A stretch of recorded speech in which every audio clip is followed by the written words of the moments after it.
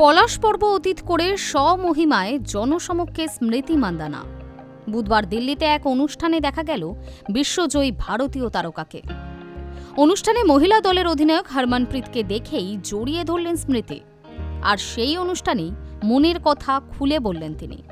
জানালেন জীবনে কাকে সবচেয়ে বেশি ভালোবাসেন। গত 23 নভেম্বর গায়ক পলাশের সঙ্গে গাঁটছড়া বাঁধার কথা ছিল স্মৃতির। গায়ে হলুদ থেকে মেহেন্দি, বিয়ের আগে নানান অনুষ্ঠানও হয়েছিল হই হই করে। কিন্তু বিয়ের দিন সকালেই হৃদরোগে আক্রান্ত হন স্মৃতির বাবা শ্রীনিবাস মান্দানা। তখনই বিয়ে স্থগিত হয়। পলাশ নিজেও অসুস্থ হয়ে হাসপাতালে ভর্তি হন।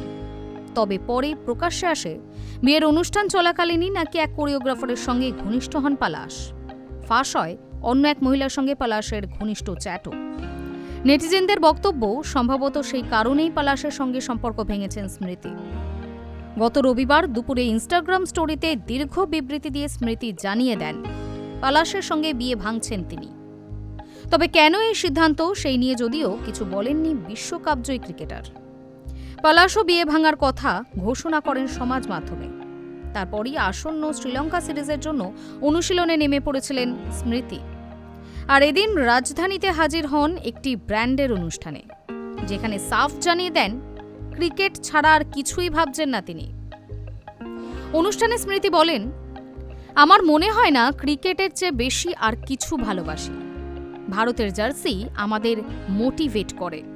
সমস্ত সমস্যা একপাশে সরিয়ে রেখে একটা বিষয়ই ফোকাস করি। স্মৃতি যেন সাফ বুঝিয়ে দিলেন তার জীবনে পলাশ পর্ব সম্পূর্ণ অতীত। আবারও 22 গজে নিজের সেরাটা উজাড় করে দেওয়াই তার পাখির চোখ। উল্লেখ্য, আগামী 21শে ডিসেম্বর থেকে শ্রীলঙ্কার বিরুদ্ধে 5 ম্যাচে টি-20 সিরিজ শুরু ভারতীয় দলের। ইতিমধ্যেই ঘোষিত হয়েছে 15 জনের দল। দুঃস্বপ্ন ভুলে এখন সিরিজেই ফোকাস স্মৃতির। Hi news network.